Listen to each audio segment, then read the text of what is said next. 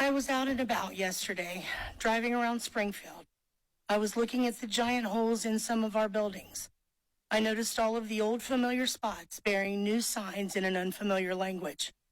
I watched as groups of strangers walked around the city like lost tourists, and it was like a punch in the gut. A terrible sadness came over me, and I began to cry. I immediately started to think back to when I was little, walking from my grandma's house on South Fountain through downtown and all the way to Snyder Park, going to Wren's to get new school clothes and shoes, the excitement of the mall for lunch at the Blue Fox, or even better to see Santa, riding down High Street, admiring the beauty of those stately homes and their amazing architecture, dropping pennies in the fountain and making wishes. And now, all those warm memories are becoming fuel to the fire of anger inside of me. I feel like we have been invaded by some sort of pest. I'm angry that my friends and family are packing up and moving away. I'm angry that foreigners are using up the resources that were set up for the Americans that reside here.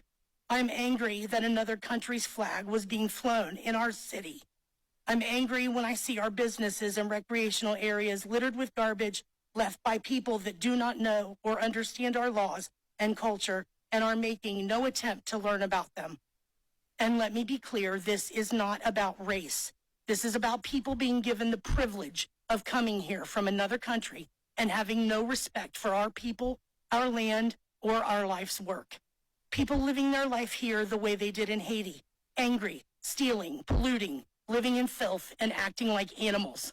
These are not civilized people. Opening containers in our grocery stores, helping themselves to what's inside and throwing the rest onto the shelves and floors. Pulling off of the highway to publicly clean and gut the roadkill lying there in front of anyone that passes by.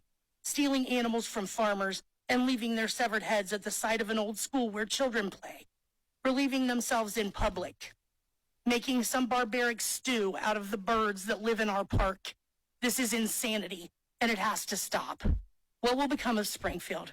Where will we be in 5 years? The thought terrifies me. Will it be some sort of dystopian wasteland with most of our original residents having moved away and those that cannot afford to move being locked inside their homes, living in fear? This thought is keeping me awake at night. I just want the old Springfield back. I know it was far from perfect, but at least it was still ours. Thank you. Kim Darnell.